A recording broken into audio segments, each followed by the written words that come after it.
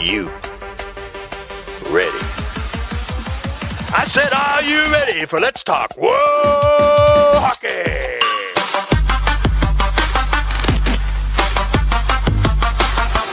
And now, here are our hosts, Beth and Zach. What's going on, everybody? Welcome in for the 39th episode of Let's Talk Whoa Hockey, episode number 39. We are here with our WoShow for the day. Sorry it's a day late.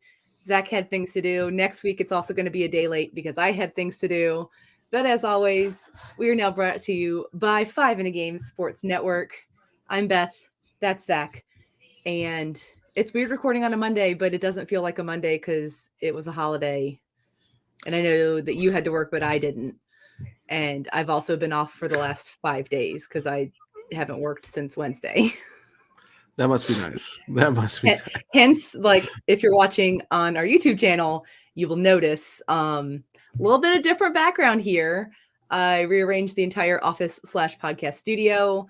I'm so very in love with it. Like, it's wonderful. I love the lavender look too. It's very. Oh, those are my LED lights. No, it's so, like, it's perfect. I mean, it's very PHF-esque.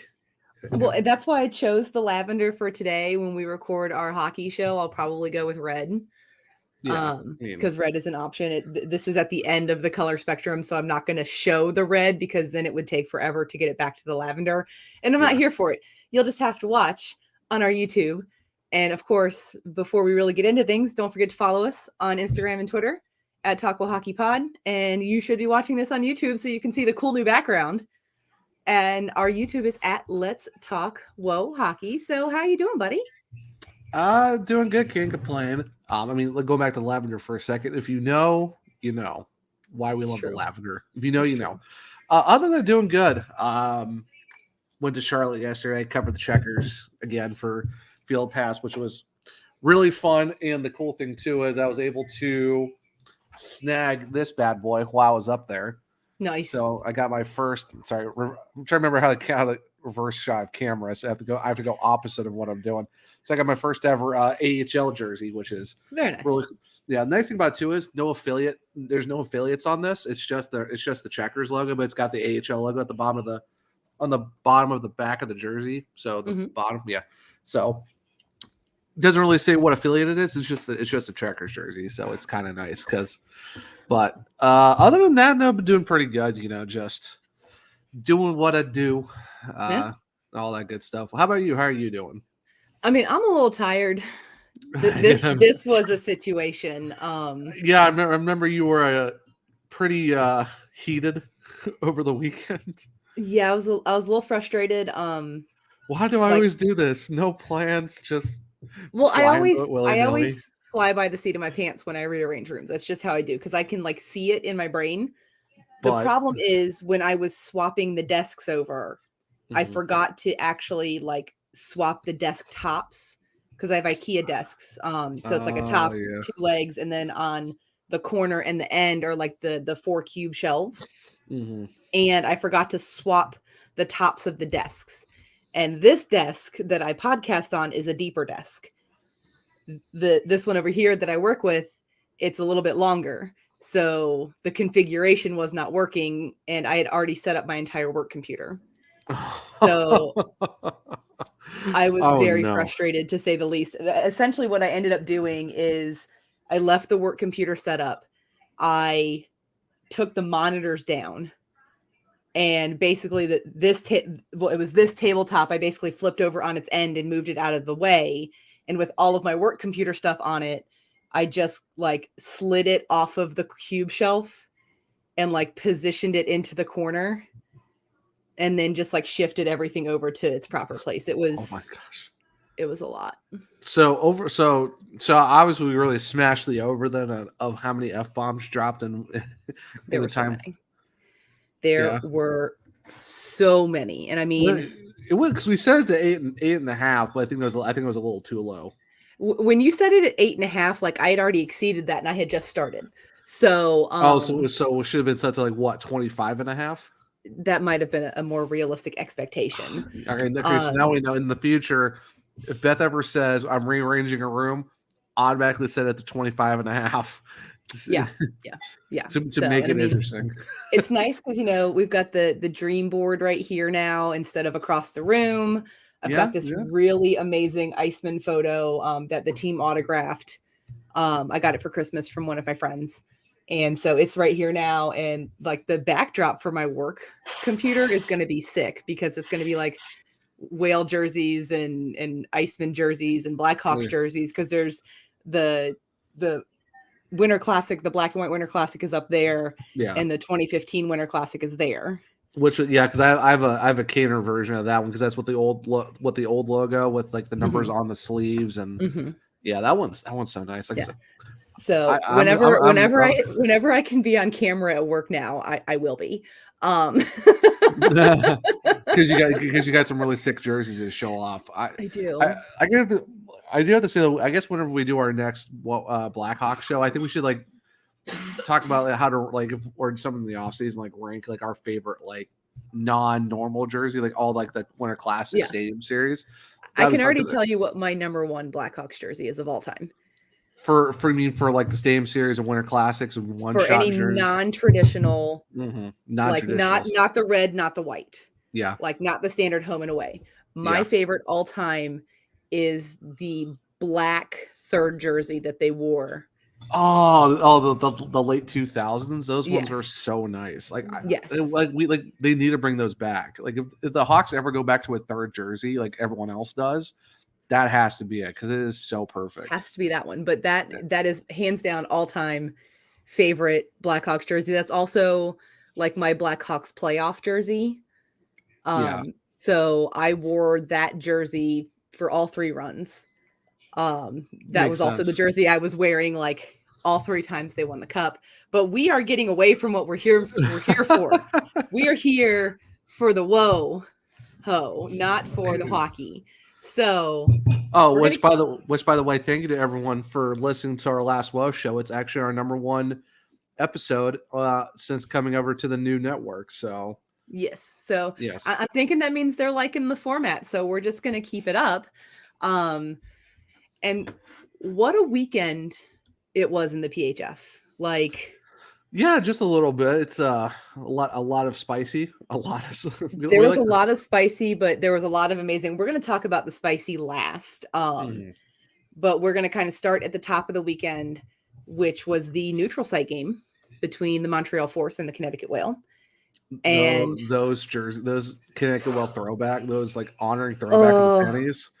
Those were so beautiful. Nice. Those were amazing. I mean, it was amazing. It was a sellout crowd. Of course. I mean, you have to. They had whale and pennies merch at the arena for people to purchase. You love it. You love to see it.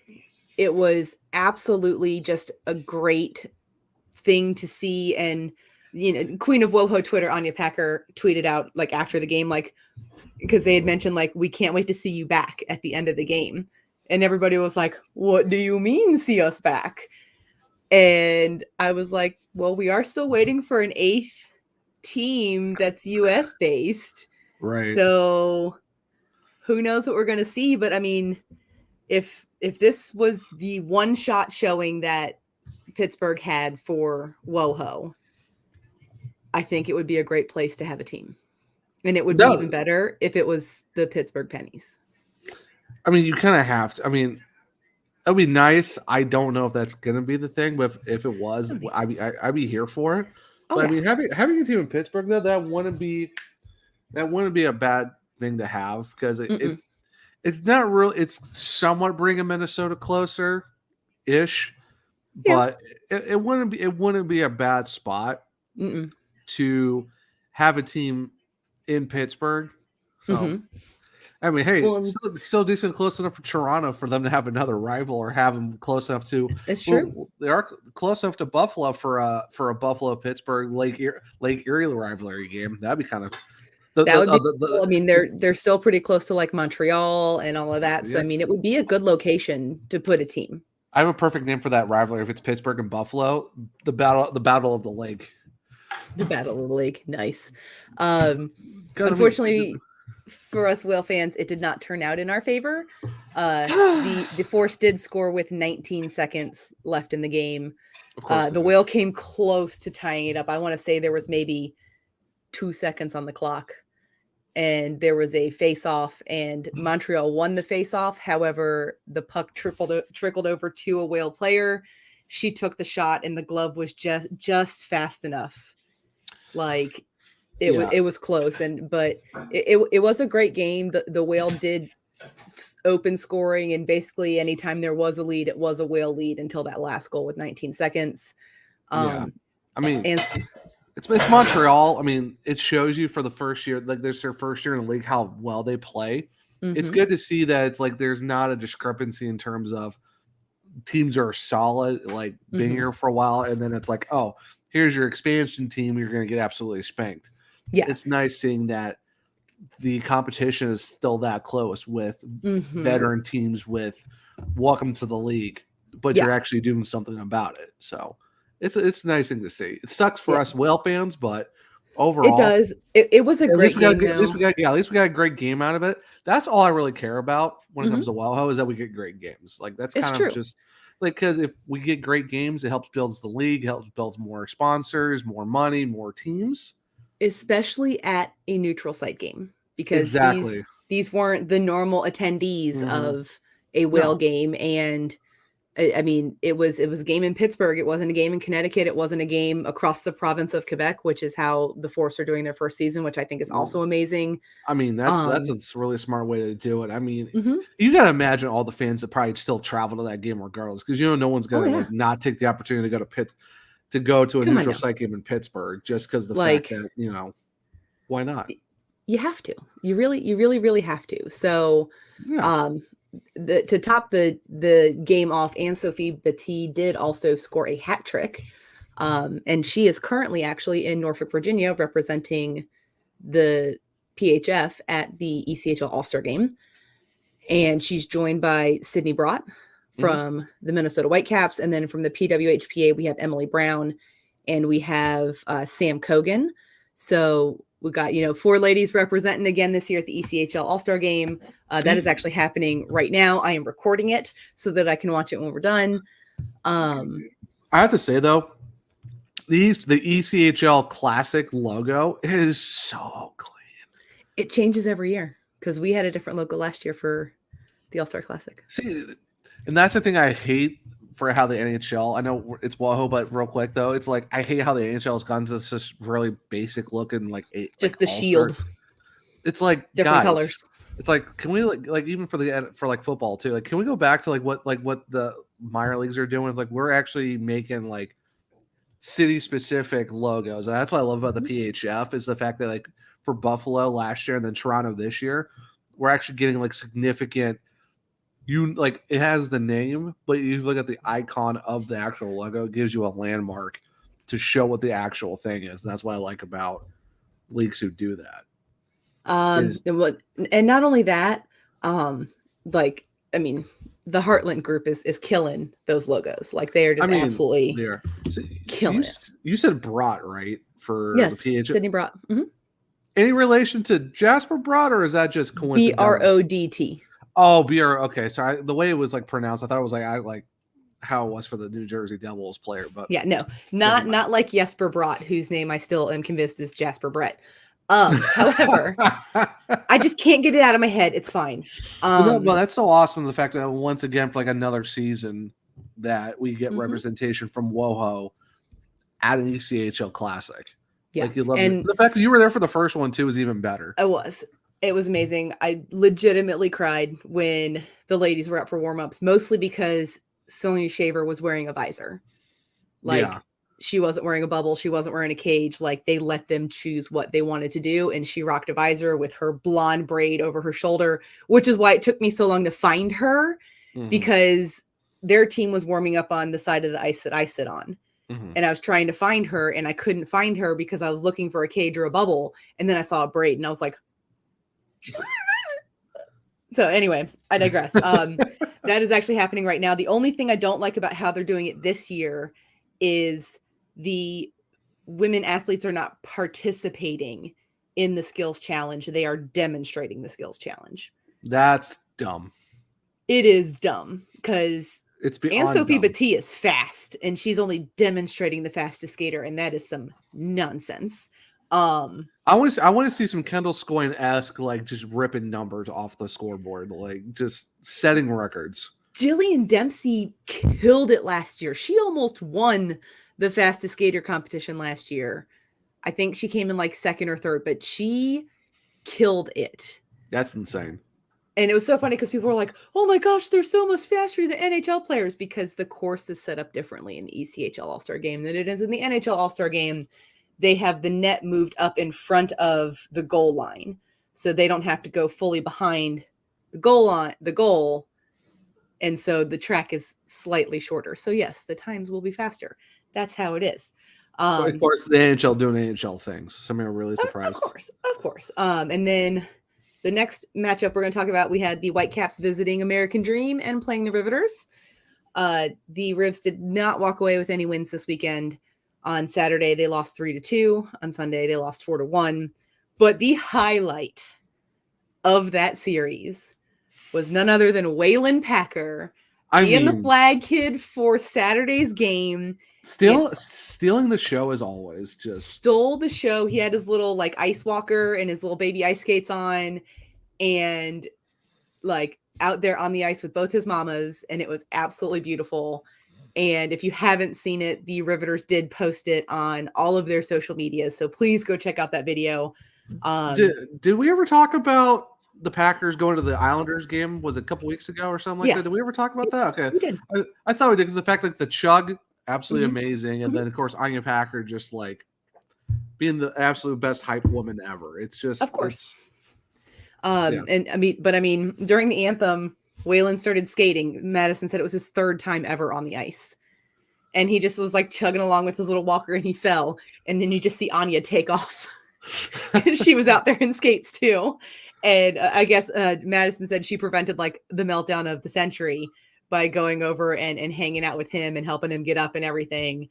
Because, he just wanted to be out there and have fun. And you know what? I support it. Yeah. It was absolutely adorable. You could kind of see like a little bit of it must have been a little onion cutting during the national anthem, because there were some twinkly eyes going on from the Rivs team.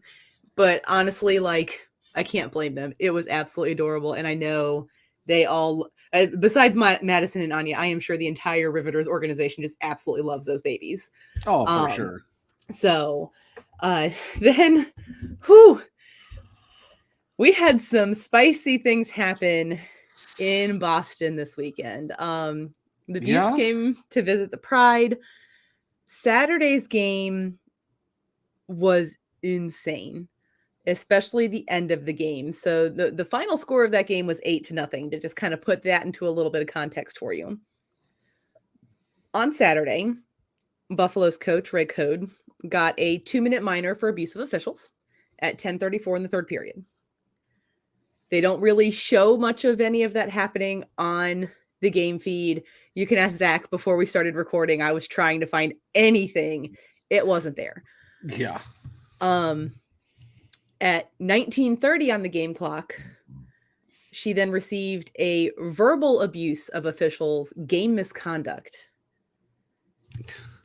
and subsequently was suspended after Saturday's game for 2 games. So she missed Sunday and will miss their Tuesday game, which is the makeup game versus the Connecticut Whale.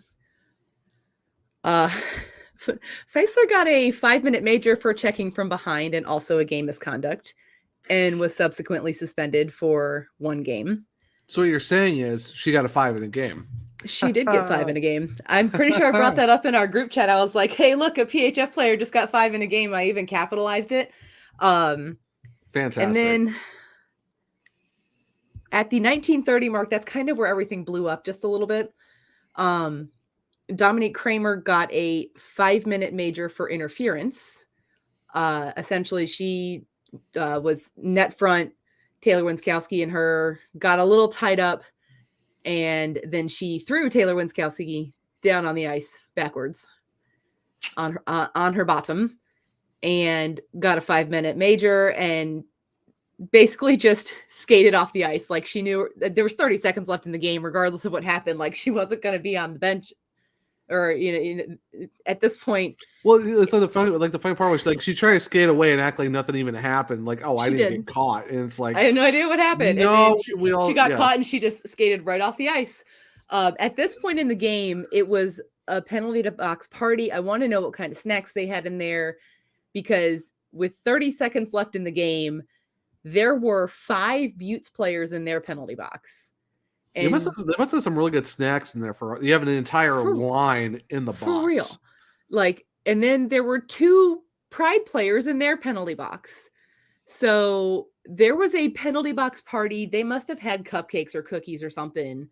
Like they had some high quality snacks in the penalty box, because it was nuts. Put a penalty box party, put that on a t-shirt with some snacks around it, like some Cheez-Its, some like some cupcakes, some cookies, like the good stuff. I mean, let's be honest. Maybe a glass of milk with some Oreo in it. Yes. So but it was there you go, that merch idea. Penalty box party with some snacks, because that's insane.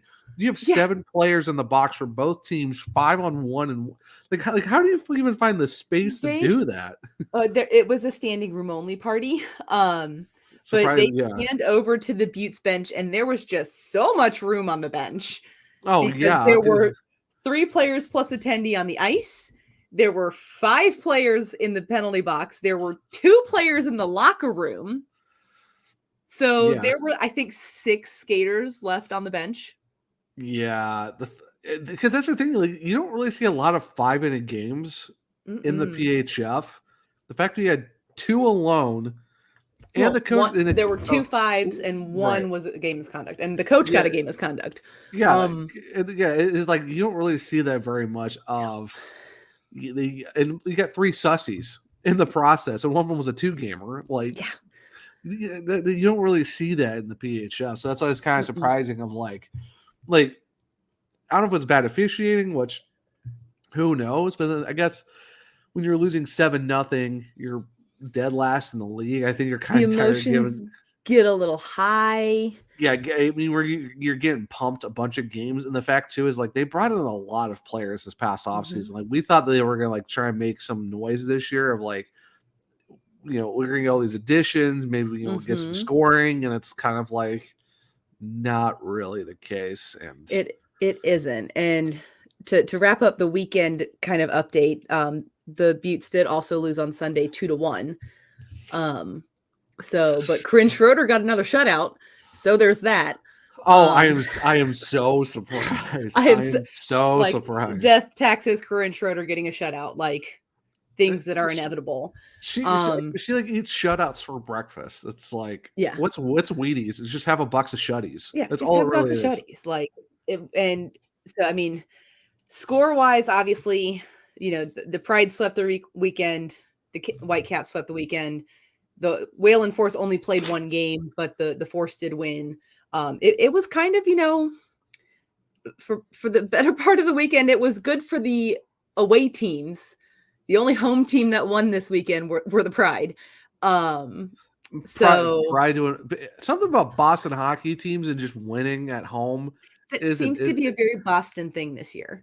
It's a very Boston thing. Honestly, it's a very Boston thing. I'm glad we have 7 teams. I'm ready for our 8th team though, because I'm kind of tired of having like just some teams getting 1 game and a bunch are getting like 2 or 3. So it'll be nice when we get kind of like an even league back again, and that's kind of like, hey, guess what? Everyone gets 2 games. You get 2 games. You get 2 games. You get 2 games. Not. And you might get a game this weekend. Well, I imagine when the 8th team does come in, there will be weekends where there are like 3 sets of games. Because teams obviously get bye weeks and stuff like that still. So I mean, of course, I mean, it makes sense, but it's going to be a little bit more even, organized, not as insane. But to kind of cap off some other interesting things, they actually happened today. So the Buffalo Buttes and Autumn McDougal did come to a mutual contract termination agreement. They did also waive her non-compete clause, which means she's eligible to sign with any of the teams in the league and on any other professional teams. There haven't really been any details other than like, this is a mutual agreement. You know, we wish for the best. Standard kind of like boilerplate things. And then on kind of the sad side of things, Mallory Soliotis was injured in the neutral site game in Pittsburgh. She is leaving the Steel City with a little bit more steel as she broke her femur in the game and required surgery to repair it. And so she is going to be out for this foreseeable future while she heals. We wish her nothing but the best. I cannot imagine what that feels like. I have broken a foot. I know breaking a femur is not an easy thing to do. Yeah, because that's like one of the toughest bones in your leg, and you break a femur and you get some extra plate. Yeah, that's going to be that could be looking at a possible, she might not be back until either the back half of next season or 2024, 2025 season, maybe. I would say she's probably going to be back next season. I mean, the advances in medical technology are pretty amazing.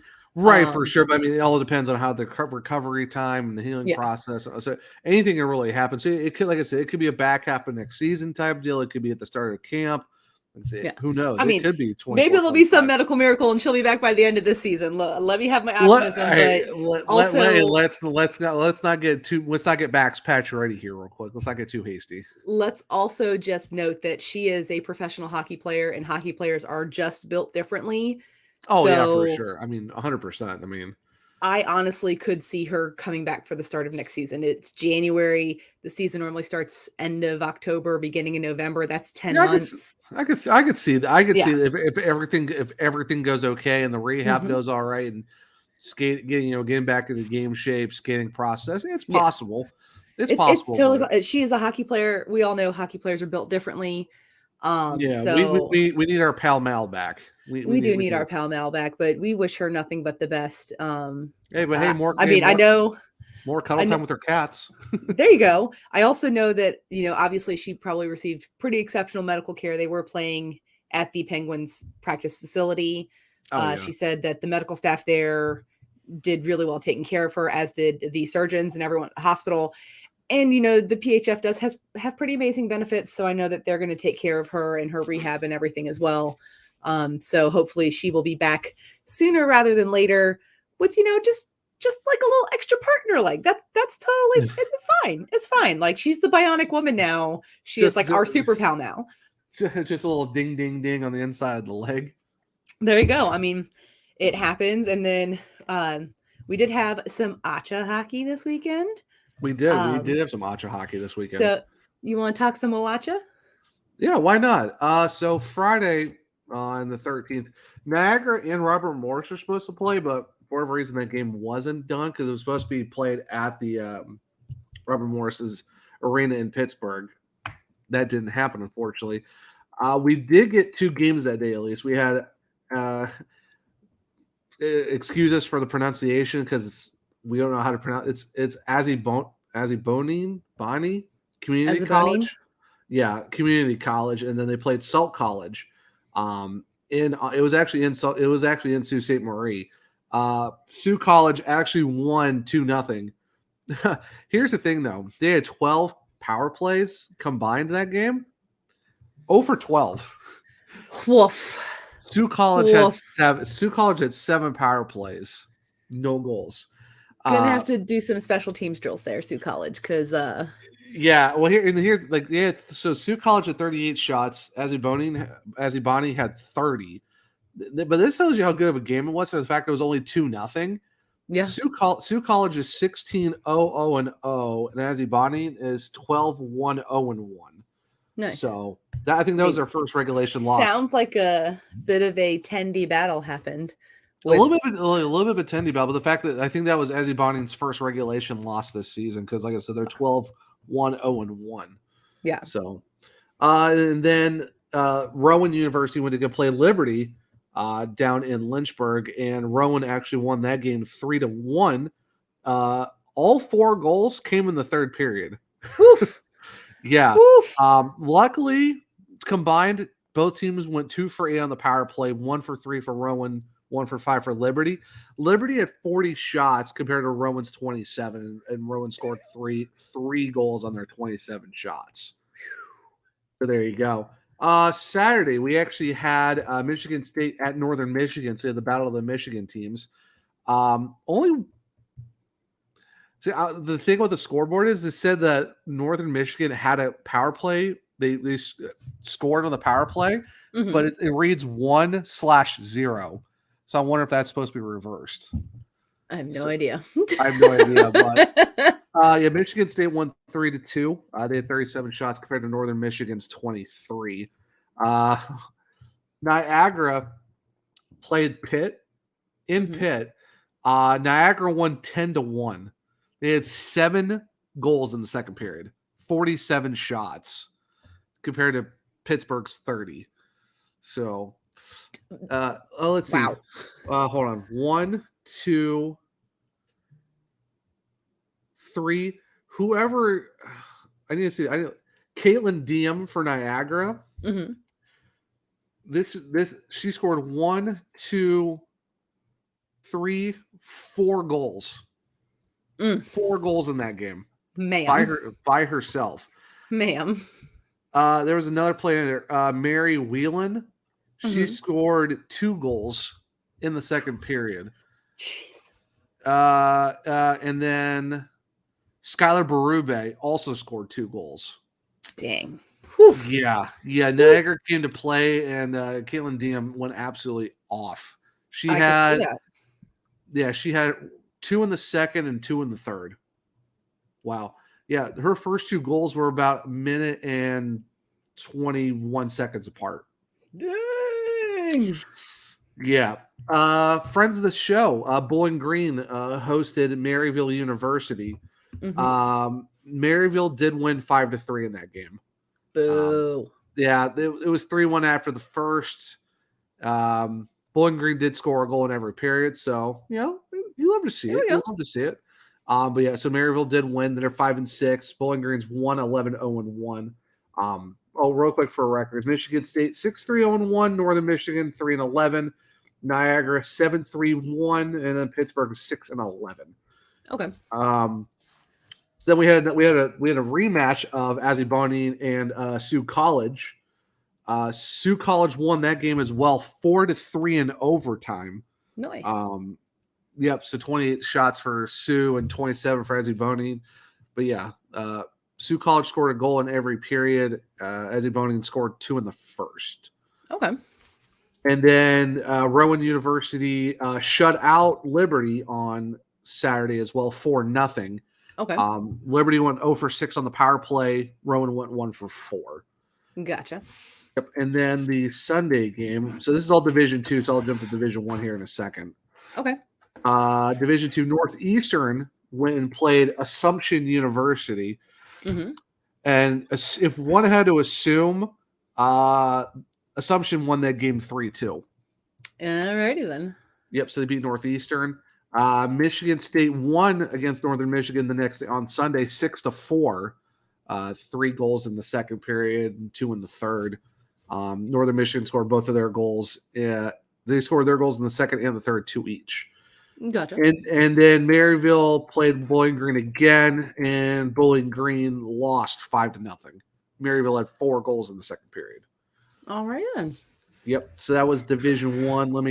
I've got Division 2 pulled up right now, or Division 1 pulled up right now. Oh, there you go then. So first off, we're going to start with Friday. Our friends of the podcast, University of Michigan, visited Phoenix and went and played against Grand Canyon University. They did win that game 7-1.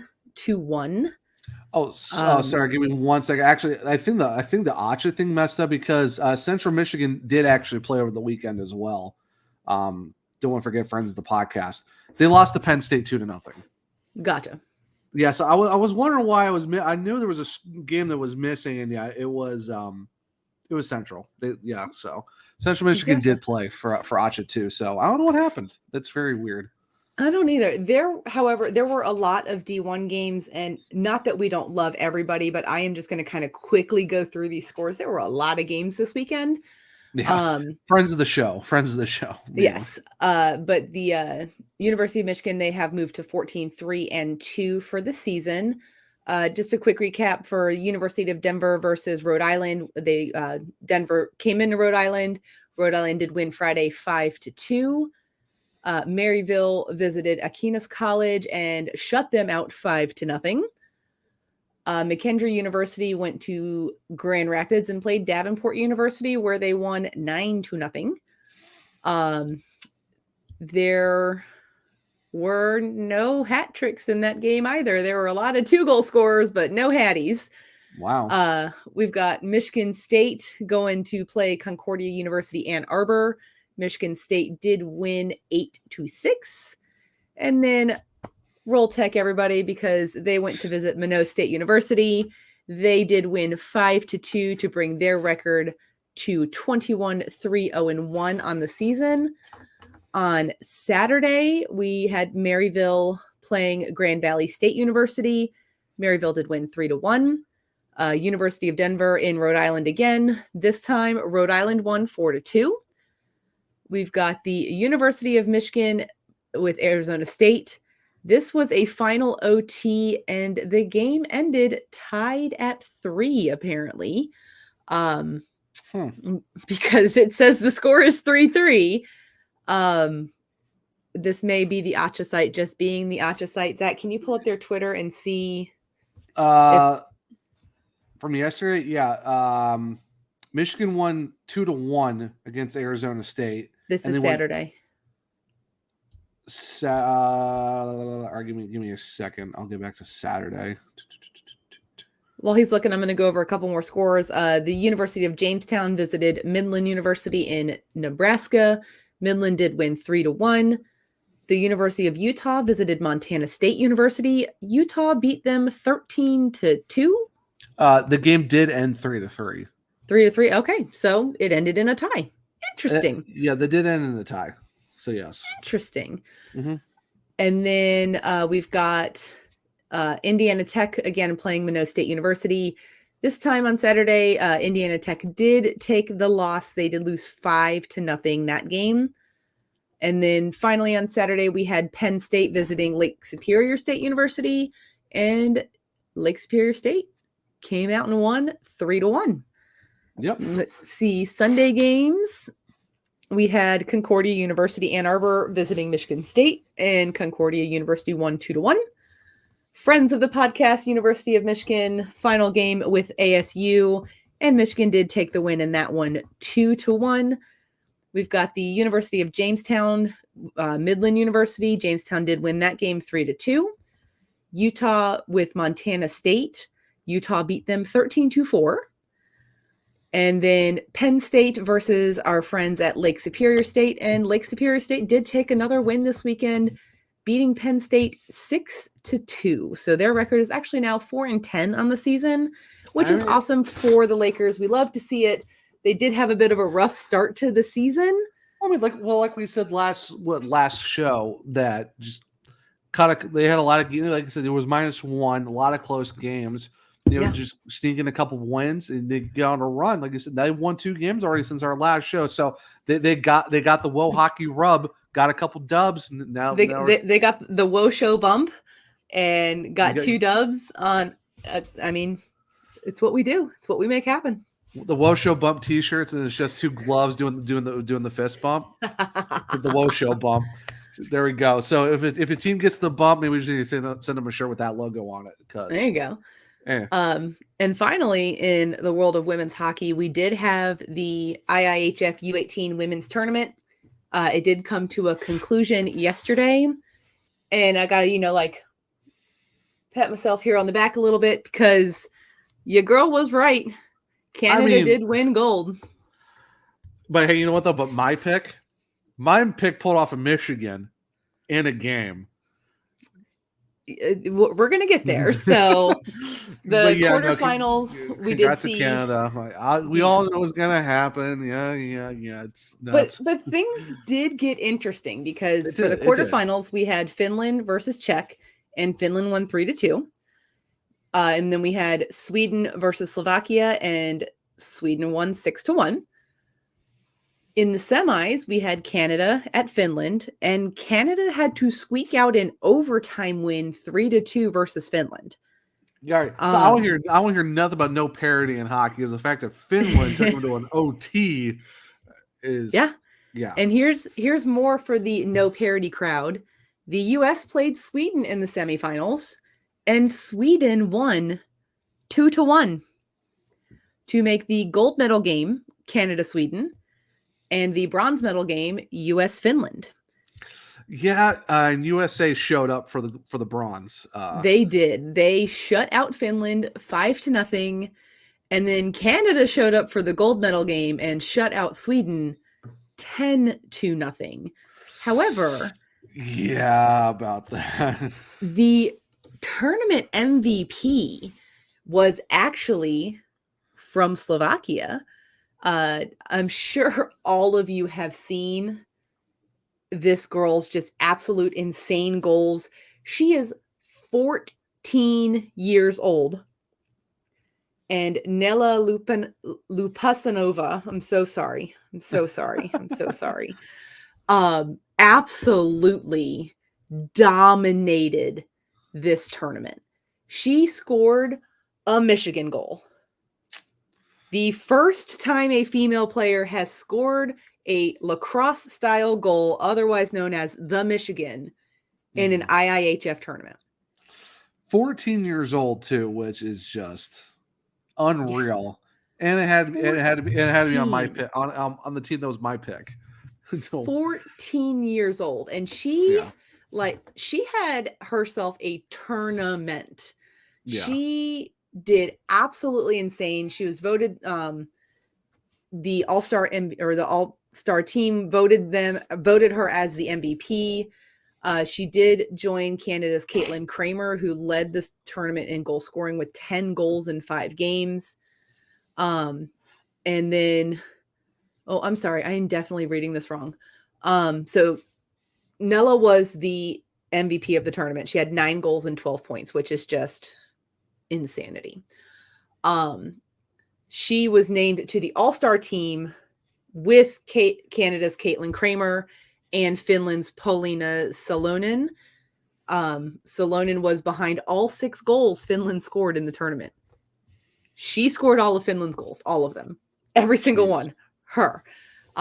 We had Mira Jungaker from Sweden. She had 5 points in 6 games.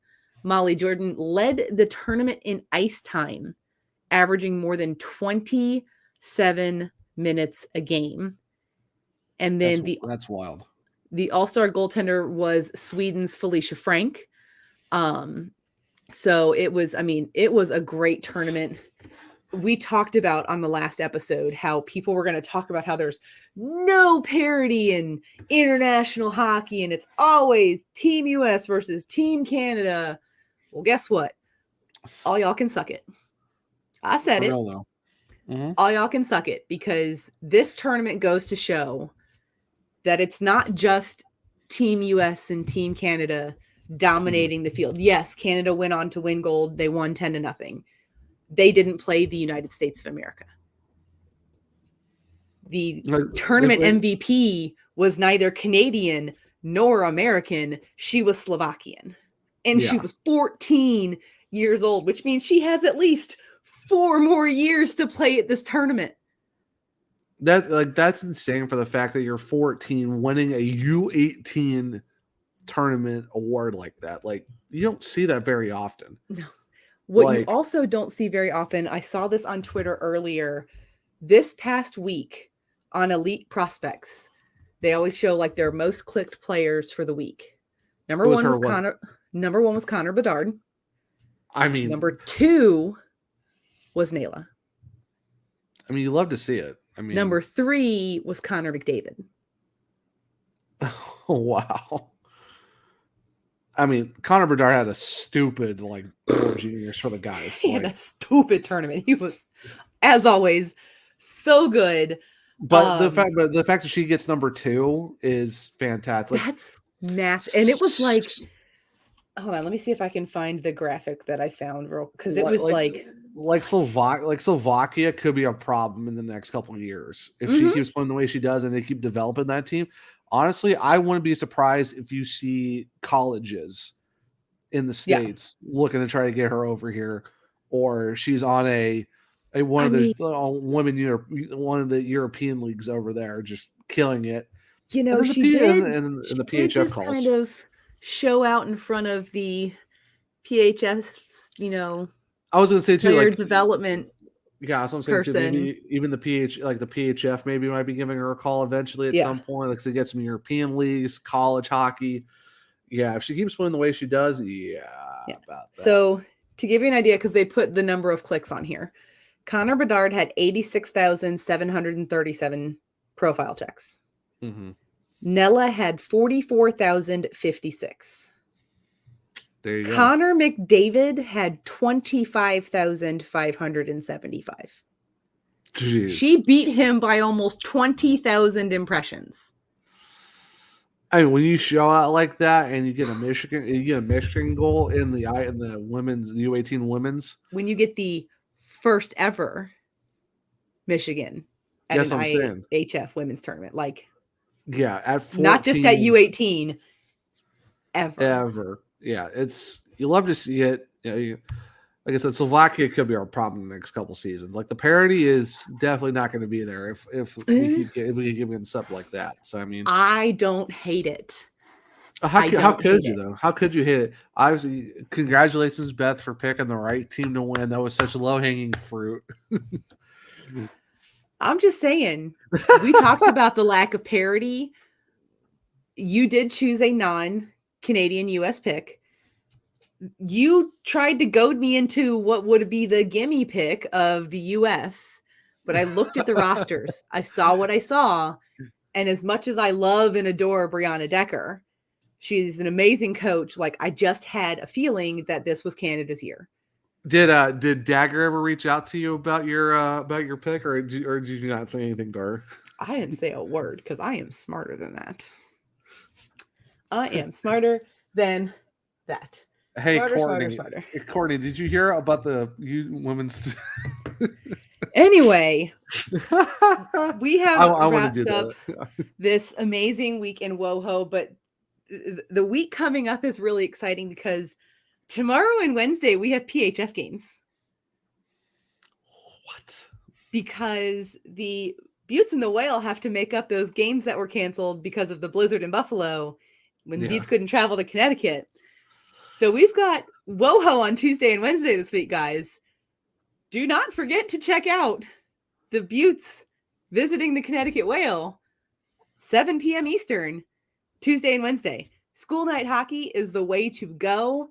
Oh, yeah. I am so stoked because, number one, that this is able to happen because we know there are still players who have additional jobs. But number two, this is what like the future of the league could look like. We could have weekday WoHo. I'm very excited for that. I'm here for it. I mean, of course, we have, the normal PHF weekend shenanigans will be occurring. But tomorrow and Wednesday, we got PHF hockey. And I am stoked. So I'm going to get to go watching our ladies kill it at the ESP or on NHL Network for the ECHL All-Star Game. So ESPN many Plus, so many acronyms. So, Zach, my friend, yes, where can the humans find you on the internet? You can find me at @OneTrueZach on Twitter. That's ONETrueZach. It's spelled out, not the actual number one like the Oneaters.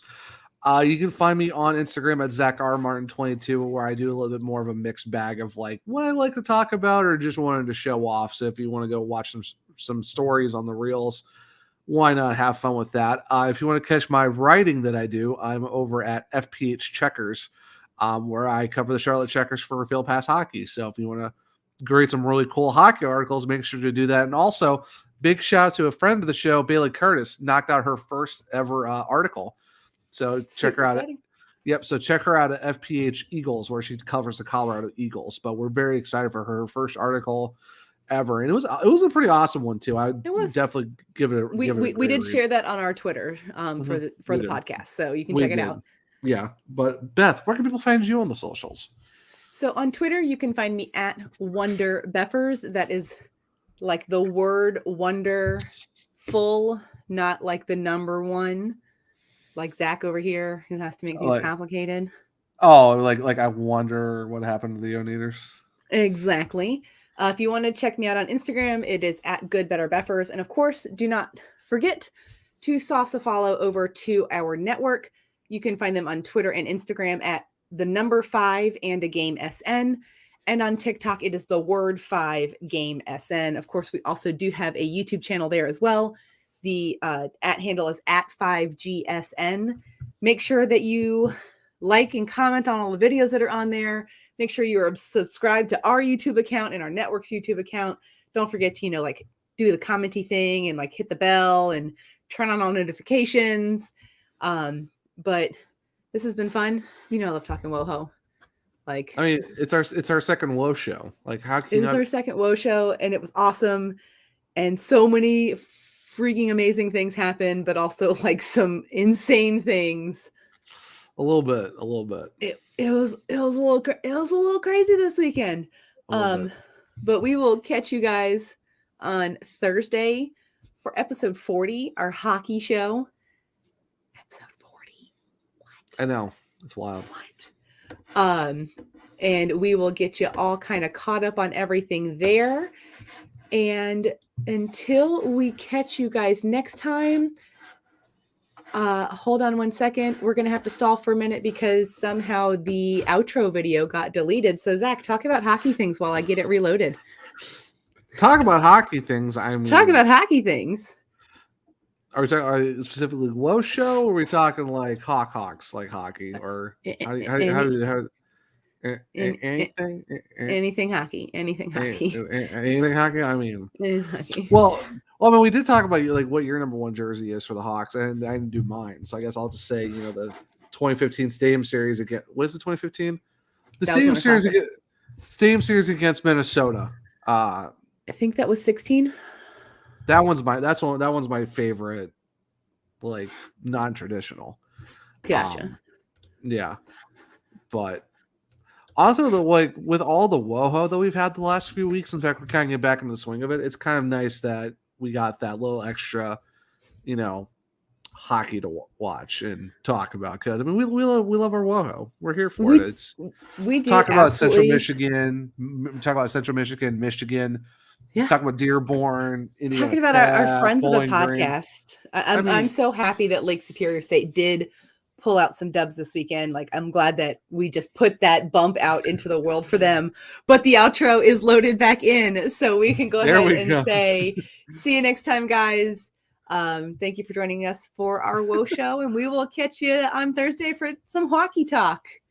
Bye, guys. Bye. Thank you for watching this 5 in a Game Sports Network podcast. Now avoid the sussy and go enjoy your game misconduct. See you next time.